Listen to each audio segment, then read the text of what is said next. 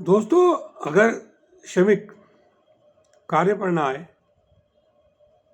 या विलंब से आए, बिना छुट्टी सैंक्शन कराए कार्य पर ना आए, बिना किसी कारण के अनुपस्थित हो जाए, तो सेवा योजक क्या कर सकता है।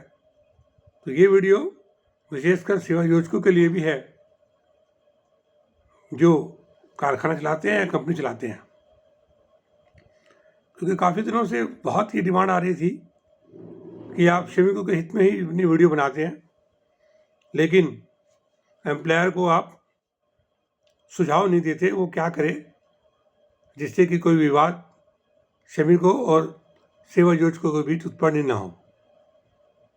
सुझाव पर ध्यान दिया तो उसी के परिप्रेक्ष्य में मैं आगे की वीडियो बहुत सारी बनाऊंगा, जिस पर यदि सेवा योजक, कारखाना मालिक या कंपनी अमल करेगी तो निश्चित रूप से कोई विवाद नहीं होगा श्रमिकों के बीच और सेवा योजकों के बीच। तो इसलिए सभी वीडियो को ध्यान से देखना। साधारण बोलचाल की भाषा में अपने 35 वर्षों से भी अधिक अनुभव के आधार पर मैं जानकारी देता हूँ, और अच्छी लगे तो आप 10 आदमियों को जरूर शेयर करना। जानते हैं मेरे चैनल का नाम है लेबर प्रॉब्लम सॉल्यूशन। यूट्यूब पर आप देख सकते हैं 100 से अधिक वीडियो जारी कर रखी है। तो आइए अपने मूल विषय पर। दोस्तों, कभी कभी ऐसा होता है, बहुत से श्रमिक ऐसे होते हैं कि वो जानबूझकर छुट्टी मार जाते हैं, छुट्टी सैंक्शन नहीं कराते हैं पहले, और देर से आते हैं, जल्दी भाग जाते हैं, ठीक है ना। और या आकर झूठा बहाना बता देते हैं साहब ये है और वो है, यानी कि पर्याप्त उत्तर नहीं दे पाते कि भाई कि आप कल क्यों नहीं आए थे। तो ऐसी दिशा में मालिक या कंपनी स्वामी क्या करे, कैसे करे, तो क्या करना चाहिए। देखिए, श्रमिकों के लिए तो मेरा कहना यह है कि इस तरह का कार्य करना गलत है। जो भी आप काम करें अपना समझ के काम करें, ये समझ के काम करें ये फैक्ट्री मेरी है, इसका नफा नुकसान मेरा है। क्योंकि कंपनी चलेगी, फैक्ट्री चलेगी तो आपको भी आपका वेतन मिलता रहेगा, और अगर कंपनी बंद हो गई तो फिर आप भी सड़क पर आ जाएंगे और परिवार का भरण पोषण करना मुश्किल हो जाएगा।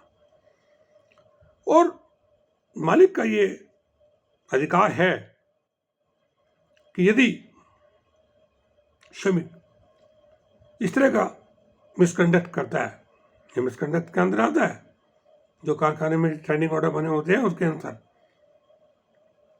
इसके लिए अलग से वीडियो जारी कर रखी है, मैं आगे भी बताऊंगा आपको क्या होता है ये। तो अगर आप ऐसा कार्य कर रहे हैं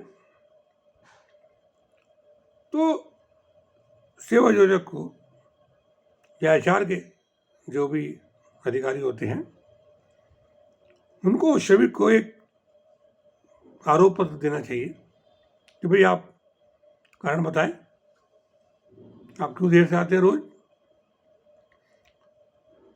उपस्थित रजिस्टर इस बात का प्रमाण होता है कि आप 2 घंटे लेट आए, 1 घंटे आए, या बिना कारण छुट्टी चले गए, सैंक्शन कराई ना, या जल्दी चले गए, तो वो इस बात का प्रमाण होता है सेवा योजक के पास। उसी को दृष्टिगत रखते हुए बताए आप इस तरह आपने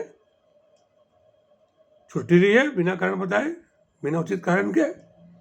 कारण बताए आप क्यों देर से आते हैं, क्यों छुट्टी आपने पहले स्वीकृत नहीं कराई। उसका जवाब श्रमिक से मांगे और श्रमिक तो उसका जवाब देगा, बताएगा भी इस कारण से।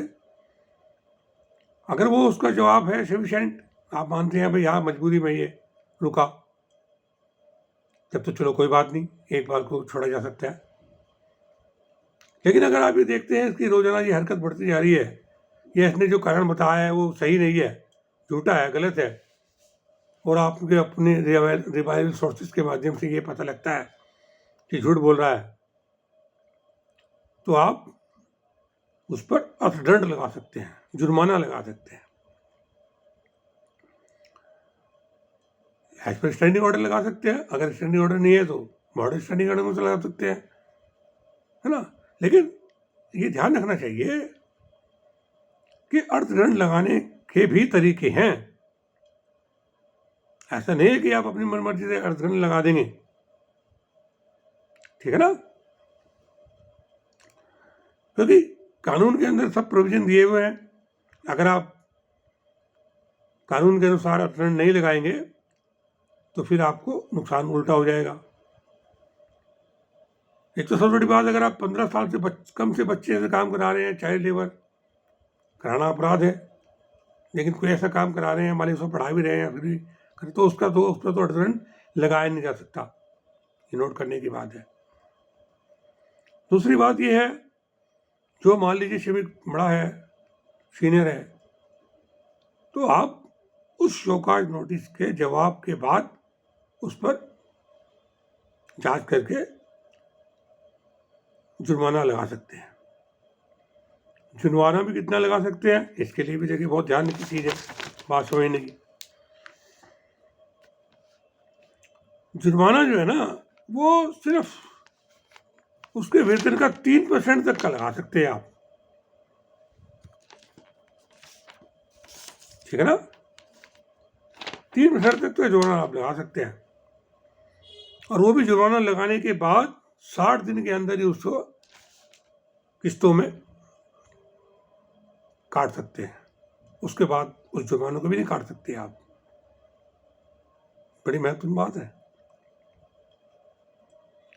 लेकिन जुर्माना लगाने से पहले आपको एक तो श्रम प्रवर्तन अधिकारी से परमिशन लेनी पड़ेगी पहले, और उसके बाद आप जुर्माना लगा सकते हैं। और जुर्माना लगाने से पहले मैंने आपको बता दिया, पहले उसका अवसर देना जरूरी है, पूछना जरूरी है। ये सब डॉक्यूमेंट्स आपके पास होने चाहिए। अगर आप के पास ये डॉक्यूमेंट नहीं है तो आप जुर्माना नहीं लगा सकते। और वो जुर्माने की जो रकम आई है उसे आप अपने प्रयोग में नहीं ला सकते। बड़ी महत्वपूर्ण बात है कि आपने जुर्माना लगाया और काट लिया पैसे तनख्वाह में से, उस पैसों को सिर्फ आप श्रमिकों को दवाई के लिए खर्च कर सकते हैं कि किसी जरूरत है, दवाई के पैसे चाहिए, उसमें दे दो, आप उस फंड में से दे दें। जुर्माने वाला जो आया चिकित्सा के लिए दे सकते हैं, उसके घर में कुछ रिपेयरिंग वगैरह है उसके लिए उसे दे सकते हैं। शिक्षा की सुविधा के लिए दे सकते हैं, फीस देनी बच्ची फीस नहीं जा रही, आप उस फंड से वो दे सकते हैं। मनोरंजन श्रमिकों के लिए आयोजन कर रहे हैं आप कोई, उसमें आप उस पैसों खर्च कर सकते हैं, ठीक है ना। तो इस तरह जो है वो जो कारखाने का इंस्पेक्टर होता है, निरीक्षक होते हैं, कारखाना निरीक्षक, उनसे आपको अनुमोदन लेना पड़ता है उस पैसों खर्च करने के लिए कि ये पैसा हम इसलिए खर्च कर रहे हैं। आप उसको अपने उपयोग के या फैक्ट्री के उपयोग के लिए नहीं कर सकते। अब बहुत से लोग क्या करते हैं गलती, कि अगर कोई श्रमिक 1-2 दिन नहीं आया और कोई जवाब नहीं दिया तो उसका गेट ही बंद कर देते हैं बाहर का, जिसे आने नहीं देना अंदर। ये सबसे मेरा HR के भाइयों के विरुद्ध विशेष रूप से कहना है कि ऐसी गलती कभी ना करें। ये बहुत बड़ी गलती होती है, कारखाने के हित में नहीं होती, ना ही आपके हित में होती है और ना ही श्रमिक के हित में होती है। इससे विवाद बढ़ता है, परेशानियां बढ़ती हैं, कंपनी की गुडविल खराब होती है, आपकी गुडविल खराब होती है। ऐसा कार्य कभी ना करें। तो फिर आपको कल फिर एक और नई बताऊंगा कि यदि कोई श्रमिक काम करते समय सावधानी ना बरते जानबूझकर गलती करे और कंपनी के माल का नुकसान कर दे तो उसके खिलाफ क्या कार्रवाई कर सकते हैं, कैसे कर सकते हैं, ये सब जानकारी मैं आपको अगली वीडियो में दूंगा। धन्यवाद।